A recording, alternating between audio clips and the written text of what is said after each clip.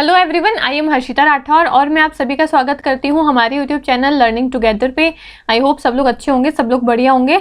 आज की क्लास में हम करने वाले हैं टीचिंग एप्टीट्यूड के कुछ प्रैक्टिस के क्वेश्चंस। ठीक है, आपका प्रैक्टिस सेट चल रहा है टीचिंग एप्टीट्यूड का। आज भी हम टीचिंग एप्टीट्यूड के कुछ हाई लेवल के क्वेश्चन लेकर आई हूँ। मैं देख रही थी प्रीवियस वीडियो में बच्चों ने कॉमेंट करा हुआ था कि मैडम क्वेश्चन थोड़े से ईजी है, थोड़े से टफ लेकर आओ। तो ठीक है भैया, टफ क्वेश्चन लेकर आते हैं। तो आज मैं कुछ टफ क्वेश्चन लेकर आई हूँ। अब बताना मुझे कि इन क्वेश्चन में से किसके कितने सवाल आपके सही हो रहे हैं। ठीक है, सबसे पहला सवाल क्या पूछा है आपसे, विच of the following is not a principle of effective teaching. इनमें से इफेक्टिव टीचिंग यानी कि प्रभावी शिक्षण का जो है ना सिद्धांत जो है वो कौन सा नहीं है। ठीक है, पहला ऑप्शन क्या बोला है, teaching should be student centric, यानी कि टीचिंग जो है, शिक्षण जो है विद्यार्थी केंद्रित होना चाहिए। दूसरा बोला है शिक्षण रटने पर आधारित होना चाहिए, टीचिंग जो है वो रोट लर्निंग वाली होनी चाहिए। तीसरा बोला है कि teaching should encourage critical thinking, teaching जो है आलोचनात्मक सोच को प्रोत्साहित करने वाली होनी चाहिए। और लास्ट ऑप्शन बोला है टीचिंग शुड बी इंटरैक्टिव, यानी कि आपकी टीचिंग जो है वो इंटरैक्टिव होनी चाहिए। क्या पूछा था हिंदी में, निम्नलिखित में से कौन सा प्रभावी शिक्षण का सिद्धांत नहीं है। तो ऑप्शन नंबर 20 का करेक्ट आंसर हो जाएगा। पहला क्या बोला है कि टीचिंग जो है वो विद्यार्थी केंद्रित होनी चाहिए, बिल्कुल सही बात है भाई, स्टूडेंट्स के अकॉर्डिंग टीचर को पढ़ाना चाहिए। लेकिन टीचिंग जो है वो शिक्षण जो है वो रटने पे आधारित नहीं होना चाहिए, बच्चे को समझाने पे आधारित होना चाहिए, या फिर आलोचनात्मक सोच को प्रोत्साहित करने वाला शिक्षण होना चाहिए और इंटरैक्टिव भी होना चाहिए। तो ऑप्शन नंबर 20 का करेक्ट आंसर हो जाएगा, teaching should be based on rote learning. ये इसका इफेक्टिव टीचिंग का सिद्धांत नहीं है, ऑप्शन नंबर 20 का करेक्ट आंसर है। ठीक है, आगे बढ़ते हैं। क्या बोला है, primary role of teacher in the learner centred classroom, यानी कि लर्नर सेंट्रिक क्लासरूम में टीचर का प्राथमिक रोल क्या होता है। Act as a source of all knowledge, dictate what student should learn, facilitate and guide student in learning, या फिर maintain strict discipline and control. Hindi में क्या बोला है, शिक्षार्थी केंद्रित कक्षा में शिक्षक की प्राथमिक भूमिका क्या होती है। सभी ज्ञान के स्रोत के रूप में कार्य करें, यह निर्देश दें कि छात्र को क्या सीखना चाहिए, छात्रों को सीखने में सुविधा प्रदान करें और मार्गदर्शन करें, या फिर सख्त अनुशासन और नियंत्रण बनाए रखें। तो आपका जो शिक्षार्थी केंद्रित शिक्षा कक्षा होती है, यानी कि स्टूडेंट सेंटर्ड क्लासरूम जो होता है, उसमें शिक्षक का प्राथमिक भूमिका क्या होती है। तो शिक्षक की प्राथमिक भूमिका होती है कि छात्रों को सीखने में सुविधा प्रदान करें और उनका मार्गदर्शन करें, यानी कि facilitate and guide student in learning. ठीक है, ऑप्शन नंबर सी इसका करेक्ट आंसर है। आगे बढ़ते हैं। Bloom's taxonomy is used to categorise levels of intelligence in student, different style of teaching, cognitive learning objective, type of classroom assessment. ये already हम कर चुके हैं। ब्लूम्स टैक्सोनॉमी क्या होती है, क्या बोला है हिंदी में, ब्लूम्स वर्गीकरण का उपयोग निम्नलिखित में से किसके लिए किया जाता है। छात्रों में बुद्धि के स्तर को देखने के लिए, शिक्षण की विभिन्न शैलियों को देखने के लिए, संज्ञानात्मक शिक्षण उद्देश्य को देखने के लिए, या फिर कक्षा में मूल्यांकन के प्रकार के लिए। तो ऑप्शन नंबर सी इसका करेक्ट आंसर है, संज्ञानात्मक शिक्षण उद्देश्य को देखने के लिए, यानी कि कॉग्निटिव लर्निंग के लिए। मैंने बताया था जहां भी ब्लूम्स टैक्सोनॉमी है वहां पे आपका कॉग्निटिव लर्निंग आएगा ही आएगा। ब्लूम्स टैक्सोनॉमी में 3 डोमेन्स की बात हुई है जो हमने ऑलरेडी कर लिया है, वापस से रिपीट नहीं करूंगी। किसी ने क्लास नहीं देखी तो जाके देख लेना। ब्लूम्स टैक्सोनॉमी की 2 पार्ट में मैंने क्लास करवाई है। पार्ट 1 जहां पे हमने कॉग्निटिव डोमेन को करा है, पार्ट 2 जहां पे हमने इफेक्टिव डोमेन और हमने साइकोमोटर डोमेन को कंप्लीट करा है, और फिर इसके बाद में एक मैंने एमसीक्यू यानी कि प्रैक्टिस की क्लास भी करवाई है, जहां पे ब्लूम्स टैक्सोनॉमी से जुड़े हुए सारे ही क्वेश्चंस की प्रैक्टिस करवाई है। ठीक है, जितने भी इंपॉर्टेंट क्वेश्चंस है सब मैं उस क्लास में लेकर आई हूं। तो ये 3 क्लास जो है ब्लूम्स टैक्सोनॉमी की देख लेना, आपकी ब्लूम्स टैक्सोनॉमी जो है वो पूरा कंप्लीट हो जाएगा। ठीक है, यहाँ पे ऑप्शन नंबर सी इसका करेक्ट आंसर है। आगे बढ़ते हैं नेक्स्ट क्वेश्चन पे। The ZPD was introduced by, यानी कि जोन ऑफ प्रॉक्सिमल डेवलपमेंट जो है उसको किसने इंट्रोड्यूस करा था। ये मैं ऑलरेडी अपनी प्रीवियस क्लासेस में बता चुकी हूँ कि आपका जो है ना जोन ऑफ प्रॉक्सिमल डेवलपमेंट जो है उसकी शुरुआत जो है वो किसने करी थी। तो लेह वाइगॉट्स्के जो है उन्होंने इसकी शुरुआत जो है वो करी थी, लेह वाइगॉट्स्के ने। ठीक है, ऑप्शन नंबर 20 का करेक्ट आंसर है, लेह वाइगॉट्स्के ने ZPD यानी कि जोन ऑफ प्रॉक्सिमल डेवलपमेंट को इंट्रोड्यूस करा था। अब जोन ऑफ प्रॉक्सिमल डेवलपमेंट क्या होता है, इसको भी मैं ऑलरेडी अपनी एक क्लास में समझा चुकी हूँ कि ZPD होता क्या है। बेसिकली आपकी लर्निंग थ्योरीज का एक थ्योरी आती है ZPD। इसमें क्या होता है, अब लेव वाइगॉट्स्के जो है इसके थिंकर हैं, इन्होंने क्या कहा, इन्होंने कहा है कि कुछ चीजें तो ऐसी होती है जो मनुष्य को मतलब जन्म से ही आती है। ठीक है भाई, हो सकता है उसके पेरेंट्स में वो चीजें हो तो वो हेरिडिटी की वजह से उसके अंदर भी वो आ चुकी हो चीजें। ठीक है, अनुवांशिकता की वजह से अपने पेरेंट्स की चीजें उसमें आ गई हो, पेरेंट्स की क्वालिटीज बच्चों में आ गई है। तो कुछ चीजें तो बच्चे के अंदर जन्म जात से ही होती है भाई। अगर माँ बाप है ना कोई को करिकुलर एक्टिविटी में अच्छे हैं, अगर मान लो पेरेंट्स जो है वो स्पोर्ट्स में अच्छे हैं, तो बच्चे में भी वो खेल कूद के गुण जो है वो अपने आप ही आ जाएंगे। ठीक है, तो कुछ चीजें तो ऐसी होती है जो बच्चे में जन्मजात से ही आ जाती है, यानी कि उसको सिखाने की जरूरत नहीं पड़ती, उसके अंदर ही वो भगवान की ही देन होती है, ऐसे मान लो। ठीक है,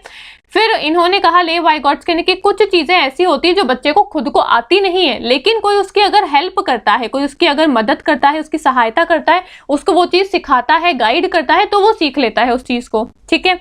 या फिर उन्होंने कहा तीसरे चरण में कि कुछ चीजें तो ऐसी होती है जो ना ही बच्चे को खुद को आती है और ना ही बच्चा किसी की मदद से सीख सकता है, ठीक है। तो इन्होंने जो बीच वाला पॉइंट बताया ना कि कुछ चीजें तो ऐसी होती है जो बच्चे को आती नहीं है पर वो दूसरे की मदद से सीख सकता है, और वो वाला जो एरिया है इसको इन्होंने कहा है जोन ऑफ प्रॉक्सिमल डेवलपमेंट, यानी कि ये यहाँ पे आपका विकास जो है वो हो सकता है। बच्चे का विकास कैसे हो सकता है भाई, कुछ चीजें तो उसको आती है, तो जो आती है उसके अंदर तो विकास करने की जरूरत ही नहीं है, लेकिन कुछ चीजें ऐसी है जो उसकी कैपेसिटी से बाहर है, उसकी क्षमता से बाहर है, आप उसको कितना भी सिखा लो वो उसको नहीं ही आएगी। लेकिन कुछ चीजें ऐसी है जो उसको आती तो नहीं है, परंतु अगर आप उसको सिखाने की कोशिश करो, उसको गाइड करो, है ना, उसको सिखाने की कोशिश करो, सहायता करो, हेल्प करो, तो वो इंसान उस चीज को सीख सकता है। और वो जो एरिया है ना जहाँ पे वो दूसरों की मदद लेके चीजों को सीखता है उसको ही कहते हैं zone of proximal development.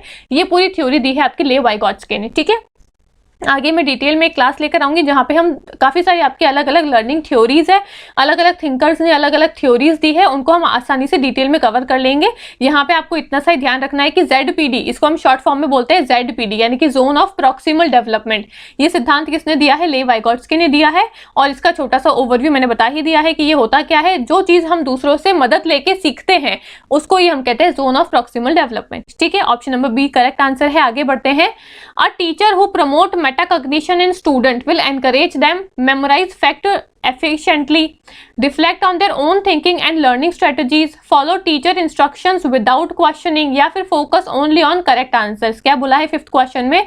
Fifth question में आपसे पूछा है कि एक शिक्षक जो छात्रों में मेटाकॉग्निशन को बढ़ावा देते हैं वे उन्हें प्रोत्साहित करता है, यानी कि मेटाकॉग्निशन को अगर वो बढ़ावा देते हैं टीचर्स स्टूडेंट्स में, तो वो किस चीज को बढ़ावा देते हैं? तथ्य को कुशलतापूर्वक याद करने में बढ़ावा देते हैं, या फिर अपनी स्वयं की सोच और सीखने की रणनीतियों पर विचार करने को बढ़ावा देते हैं, बिना प्रश्न किए शिक्षक के निर्देशन को पालन करने में बढ़ावा करते हैं, या फिर केवल सही उत्तर पर ध्यान केंद्रित करने में बढ़ावा करते हैं या फिर प्रोत्साहित करते हैं। तो कौन सा ऑप्शन करेक्ट है? ऑप्शन नंबर 20 का सही आंसर है, अपनी स्वयं की सोच और सीखने की रणनीति पर है ना विचार करने के लिए प्रोत्साहित करते हैं, ठीक है। ऑप्शन नंबर 20 का करेक्ट आंसर है आपका फिफ्थ क्वेश्चन का option number B correct answer है, reflect on their own thinking and learning strategies. अब मेटाकॉग्निशन क्या होता है अगर किसी को पता है तो मुझे आप उसका है ना फुल फॉर्म, या फुल फॉर्म तो मतलब उसका डेफिनेशन या फिर इसका छोटा सा मतलब आप क्या समझते हो मेटाकॉग्निशन इस शब्द से, वो आप मुझे बता सकते हो, ठीक है। या फिर किसी को नहीं पता है तो मुझे कमेंट करके बता देना, मैं एक छोटी सी क्लास लेकर आ जाऊंगी जहां पे आपको समझा दूंगी कि मेटाकॉग्निशन होता क्या है, ठीक है।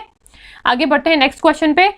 Which of the following is an example of formative assessment, यानी कि फॉर्मेटिव असेसमेंट का एग्जाम्पल क्या है? एंड टर्म एग्जाम, या फिर final project, mid term exam, या फिर स्टैंडर्डाइज्ड टर्म। अब मैंने आपको मूल्यांकन के बारे में इससे पहले वाली क्लासेस में भी इंट्रोडक्शन दिया है कि मूल्यांकन के अलग अलग प्रकार होते हैं, और मेजरली मैं दो प्रकार के बारे में आपको डिफरेंस करके बताती हूँ। एक होता है आपका फॉर्मेटिव असेसमेंट, एक होता है आपका समेटिव असेसमेंट।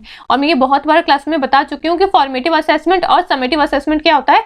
एक टीचर बच्चे का मूल्यांकन करके देखता है कि जो मैंने पढ़ाया है क्या वो बच्चे को समझ में आया या फिर नहीं समझ में आया। बिना मूल्यांकन करे हमको पता नहीं चलेगा कि भाई बच्चे को क्या समझ में आ रहा है क्या समझ में नहीं आ रहा है, ठीक है। अब मूल्यांकन करने के अलग अलग प्रकार होते हैं, अलग अलग टाइप्स होते हैं, जिसमें से मेजरली दो टाइप्स आते हैं आपके formative assessment and summative assessment. अब फॉर्मेटिव और समेटिव असेसमेंट होता क्या है? जब टीचर पढ़ाने के दौरान बच्चे का मूल्यांकन करता है, भाई मैं ब्लैक बोर्ड पे पढ़ा रही हूँ, पढ़ाने के साथ साथ आपसे सवाल जवाब कर रही हूँ कि बताओ इससे आपने क्या समझा, उसका मतलब मैंने क्या बताया, इसका नाम क्या था, ठीक है। पढ़ाने के दौरान आपसे सवाल पूछ रही हूँ, वो होता है आपका फॉर्मेटिव असेसमेंट। एक होता है आपका समेटिव असेसमेंट, आपका पूरा कोर्स कंप्लीट हो गया, पूरा एक साल तक आपने 10 चैप्टर आपके जो सिलेबस में दिए हुए थे वो कंप्लीट कर लिए, सारा सिलेबस कंप्लीट हो गया। अब जो आपके फाइनल एग्जाम्स होते हैं ना वो होते हैं आपके समेटिव एग्जाम्स, यानी कि समेटिव असेसमेंट। तो समेटिव असेसमेंट जो है वो एंड ऑफ द एग्जामिनेशन होता है, सबसे लास्ट में होता है। पूरे साल आपने क्या पढ़ा उसका एक लास्ट में जो फाइनल एग्जाम होता है आपका वो कहलाता है समेटिव असेसमेंट, जो कि सबसे एंड में होता है, एंड ऑफ द कोर्स होता है। लेकिन formative assessment during the course होता है, पढ़ाने के दौरान टीचर जो है वो आपसे सवाल जवाब करता रहता है। तो during the period, during the teaching जो होता है असेसमेंट या फिर मूल्यांकन, उसको हम बोलते हैं फॉर्मेटिव असेसमेंट, ठीक है। तो यहाँ पे option number C correct answer है, मिड टर्म क्विजेस या फिर मिड टर्म रिव्यू क्विजेस। जो आपके मिड टर्म एग्जाम्स होते थे ना आपके स्कूल के अंदर कि भाई आपने है ना 2-3 महीने पढ़ाई कर ली, फिर आपके शॉर्ट टर्म या फिर मिड टर्म एग्जाम्स हो गए, फिर आपने 2-3 महीने पढ़ाई करी, फिर आपके छोटे है ना मिड टर्म एग्जाम्स हो गए, तो वो तो मिड टर्म एग्जामिनेशंस होते थे आपके बीच बीच में, उसको हम बोलते हैं क्या, formative assessment. Option number C इसका करेक्ट आंसर है। यहाँ पे हिंदी में क्या लिखा हुआ है, हिंदी में लिखा हुआ है इसको बोलते हैं है ना मध्य अवधि समीक्षा प्रश्नोत्तरी, ठीक है। ऑप्शन नंबर सी इसका करेक्ट आंसर है। आगे बढ़ते हैं, constructivist teaching emphasise passive absorption of information, learning through memorization, active participation and knowledge construction, या फिर strict teacher control over learning। क्या बोला है यहाँ पे, रचनावादी शिक्षण किस पर जोर देता है, सूचना का निष्क्रिय अवशेषण पर, अवशोषण पर, याद करके सीखने पर, सक्रिय भागीदारी और ज्ञान निर्माण करने पर, या फिर सीखने पर शिक्षक का सख्त नियंत्रण लगाने पर। तो जो रचनावादी शिक्षण जो है वो किस पे फोकस करता है, ये फोकस करता है कि सक्रिय भागीदारी और ज्ञान निर्माण की, बच्चे की सक्रिय भागीदारी होनी चाहिए, एक्टिव पार्टिसिपेशन होना चाहिए बच्चे का, और उसके नॉलेज का कंस्ट्रक्शन भी होना चाहिए। भाई नाम से ही देख लो ना, कंस्ट्रक्टिविस्ट टीचिंग यानी कि रचनावादी शिक्षण, ऐसा शिक्षण जहाँ पे टीचर जो पढ़ा रहा है उससे बच्चे की बुद्धि का क्या हो रहा है, विकास हो रहा है, उसके बच्चे की बुद्धि का कंस्ट्रक्शन हो रहा है, ठीक है। तो ऑप्शन नंबर सी इसका करेक्ट आंसर हो जाएगा, active participation and knowledge construction, ठीक है। आगे बढ़ते हैं, क्या बोला है, a teacher who want to assess students ability to analyse and apply concept, which type of question is most effective, true and false question, MCQs, open ended question, या फिर मैचिंग टाइप क्वेश्चन। हिंदी में क्या बोला है, question देख लेते हैं एक बार। एक शिक्षक छात्रों की अवधारणा का विश्लेषण करने और उन्हें लागू करने की क्षमता का आकलन करना चाहता है, किस प्रकार का प्रश्न सबसे अधिक प्रभावी होगा। आपका जो ट्रू एंड फॉल्स के क्वेश्चंस होते हैं वो बहुविकल्पी प्रश्न यानी कि एमसीक्यूज, ओपन एंडेड क्वेश्चन, या फिर आपके मिलान करने वाले है ना मैच द फॉलोइंग क्वेश्चंस। तो ऑप्शन नंबर सी इसका करेक्ट आंसर हो जाएगा, ओपन एंडेड क्वेश्चंस। अब आपके ये क्या होते हैं भाई ओपन एंडेड क्वेश्चंस, तो सबसे पहले आपको है ना क्वेश्चन को समझो। Teacher want to assess students ability to analyse and apply the concept. Teacher को देखना है कि एक बच्चा जो है उसको कितने अच्छे तरीके से, कितने ढंग से वो टॉपिक समझ में आ गया है और वो उस टॉपिक को कैसे एनालाइज कर पा रहा है और साथ ही साथ कैसे अप्लाई कर पा रहा है उस कॉन्सेप्ट को, ठीक है। तो ये देखने के लिए टीचर बच्चे का है ना मूल्यांकन किस प्रकार के प्रश्नों, किस प्रकार के क्वेश्चन से करेगा। अब क्वेश्चंस के भी अलग अलग टाइप्स होते हैं। एक तो ट्रू फॉल्स टाइप के क्वेश्चन हो गए, भाई आपसे कथन पूछेगा, बोलेगा कि बताओ ये कथन सत्य है या फिर गलत है, ठीक है। एक आपके मल्टीपल चॉइस क्वेश्चंस होते हैं जो हमारे एग्जाम्स में आते हैं, ABCD करे हुए, हमको एक ऑप्शन चूज करना होता है।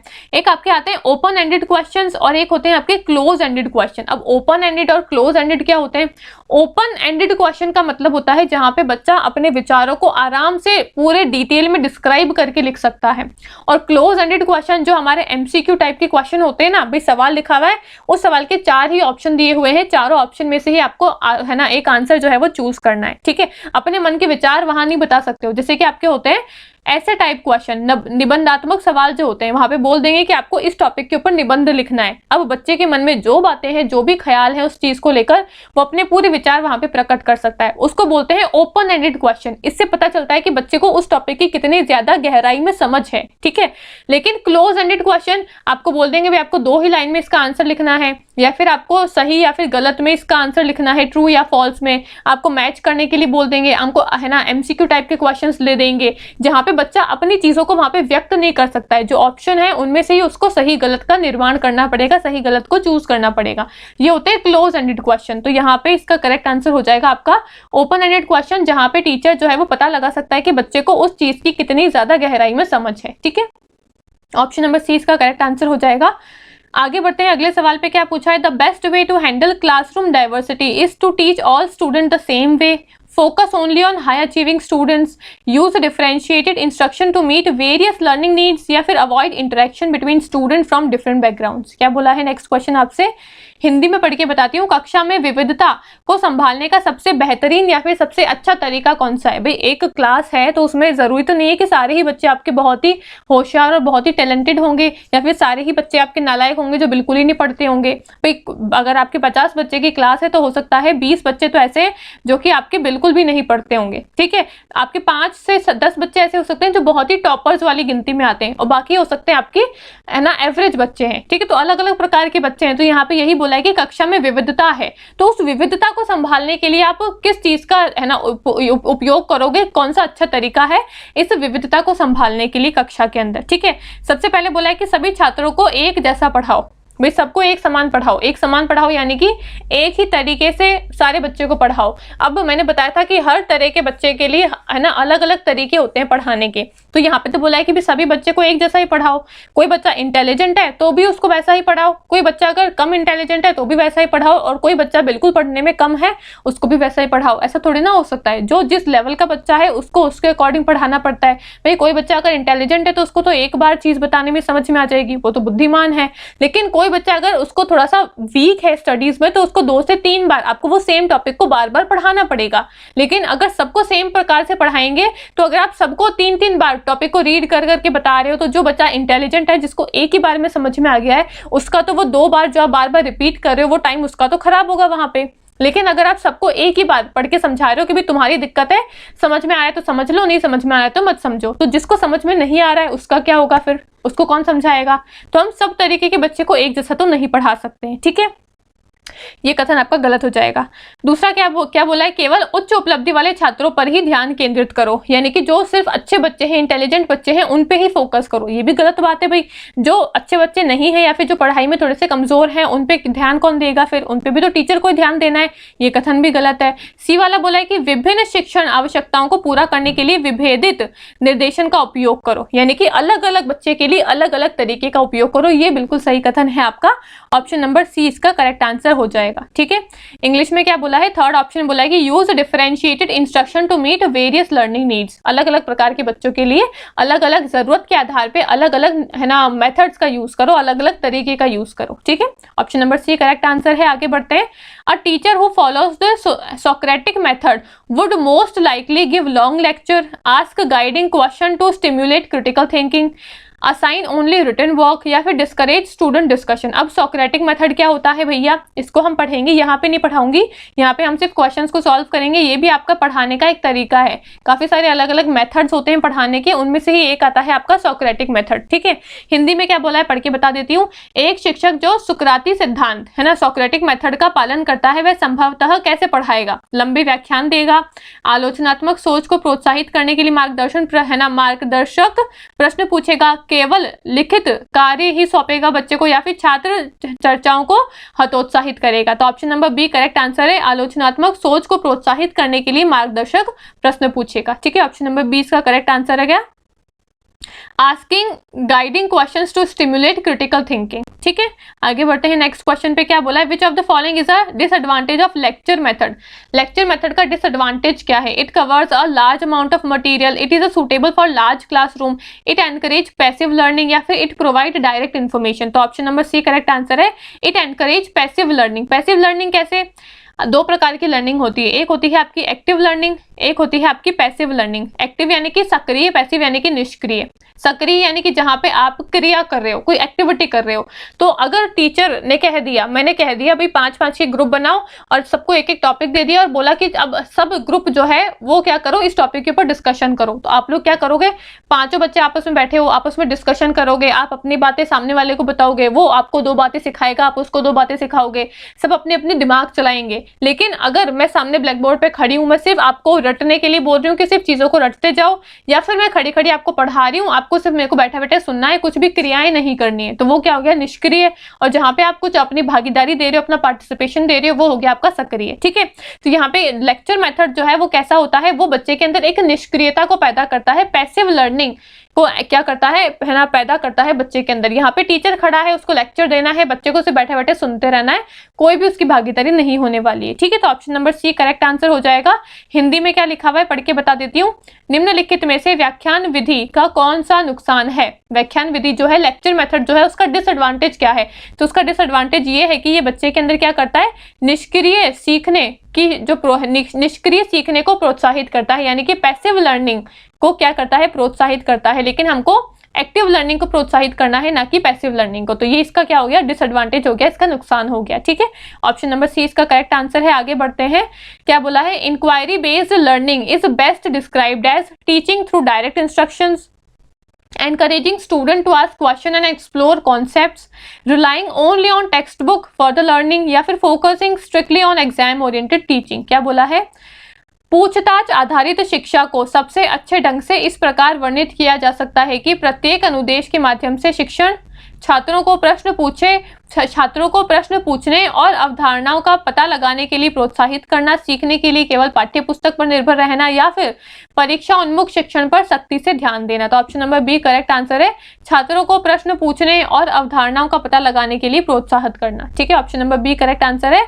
इंक्वायरी बेस्ड लर्निंग क्या होती है? इंक्वायरी, नाम से देख लो, इंक्वायर कर रहे हो, चीजों को बार बार पूछ रहे हो, भाई ऐसा हो रहा है तो ऐसा क्यों हो रहा है, ऐसा क्यों नहीं हो रहा है। ठीक है, आप बार बार क्या कर रहे हो, अपना दिमाग चला रहे हो, वहां पे क्रिटिकल थिंकिंग का यूज हो रहा है। ठीक है, तो इंक्वायरी बेस्ड लर्निंग में क्या होता है? Encouraging student to ask question and explore concepts, यानी कि यहाँ पे बच्चे को एनकरेज करते हैं कि आप और नए नए सवाल पूछो, जितने ज्यादा सवाल पूछोगे उतने ही ज्यादा आपके जो सवाल हैं उनके जवाब आपको मिलते जाएंगे, और आपका जो है ना अंडरस्टैंडिंग जो है उस कॉन्सेप्ट को लेकर और ज्यादा गहरी बनती जाएगी। ठीक है, option number B correct answer है। आगे बढ़ते हैं। Which of the following strategies help improve student engagement in online learning? Long text heavy presentation, long way video lecture with no interaction, interactive discussion and real time feedback, या फिर assigning only recorded lectures। क्या बोला है यहाँ पे? निम्नलिखित में से कौन सी रणनीति ऑनलाइन शिक्षण में छात्र की सहभागिता को बेहतर बनाने में मदद करती है?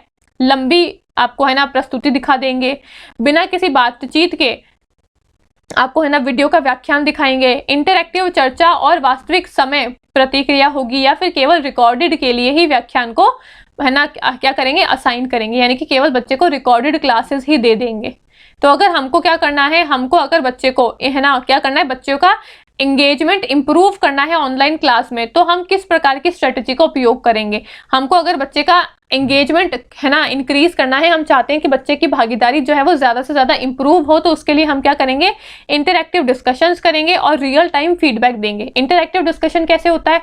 मैं लाइव आपको पढ़ा रही हूँ, आप लाइव मेरी वीडियो देख रहे हो, हमारे बीच में इंटरेक्शन हो रहा है, आप मुझसे सवाल पूछ रहे हो, मैं वहीं पे खड़े खड़े आपको जवाब दे रही हूँ, आपको फीडबैक दे रही हूँ, तो ये क्या हो रहा है? लाइव इंटरेक्शन हो रहा है हमारे बीच में, है ना। इसको ही बोलते हैं आपका एंगेजमेंट होना। ठीक है, ऑप्शन नंबर सी इसका करेक्ट आंसर है। आगे बढ़ते हैं नेक्स्ट क्वेश्चन पे। क्या बोला है? When a student is unable to grasp a concept, a good teacher should move on to the next topic, repeat the same question, है ना, use alternative teaching method and example and ask the student to study harder। यानी कि क्या बोला यहाँ पे? जब कोई छात्र किसी अवधारणा को समझने में असमर्थ हो जाता है तो एक अच्छे शिक्षक को क्या करना चाहिए? अगर मैंने आपको कोई टॉपिक समझाया, आपको वो टॉपिक समझ में नहीं आया, तो ऐसे टाइम पे एक टीचर को क्या करना चाहिए? एक अच्छे शिक्षक को क्या करना चाहिए? अगले विषय पर बढ़ जाना चाहिए। भाई तुम्हारी मर्जी, तुम समझो तो समझो, मत समझो तो मत समझो, मेरे को नहीं मतलब है, ऐसे करना चाहिए। या फिर वही स्पष्टीकरण दोहराए जो आपने अभी रिपीट करा, सेम टू सेम लाइन को वापस से रिपीट कर दो। भाई जो बोला वो उसको समझ में नहीं आया, तभी तो वो दोबारा से पूछ रहा है, तो वो सेम चीज को रिपीट करने का क्या मतलब है? ठीक है।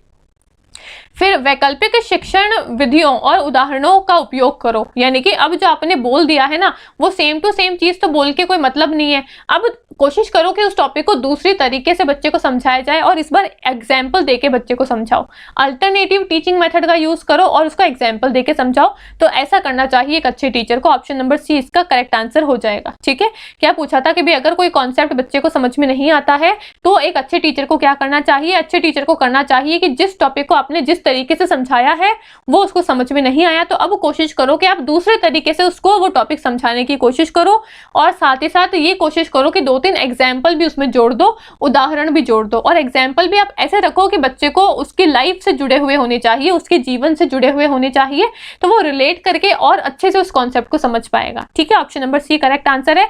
आगे बढ़ते हैं हमारे नेक्स्ट क्वेश्चन पे। क्या बोला है? According to John Dewey education should be focused on, यानी कि जॉन डीवे के अकॉर्डिंग एजुकेशन जो है वो किस पे फोकस करता है, इसके ऊपर हम बात करते हैं। पहला कथन बोला है preparing student only for examinations, passive listening and memorisation, learning by doing and experiential learning, या फिर रिजिड डिसिप्लिन एंड पनिशमेंट। क्या बोला है?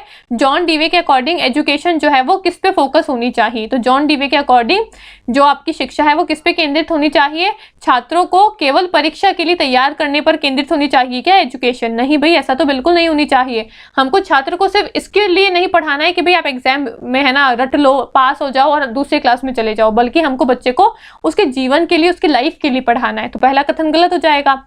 निष्क्रिय सुनने और याद करने के लिए पढ़ाना है कि सिर्फ निष्क्रिय होकर सुनते रहो, रटते रहो, एग्जाम देते रहो, पास होते रहो, आगे बढ़ते रहो, नहीं, इसके लिए भी नहीं पढ़ाना है।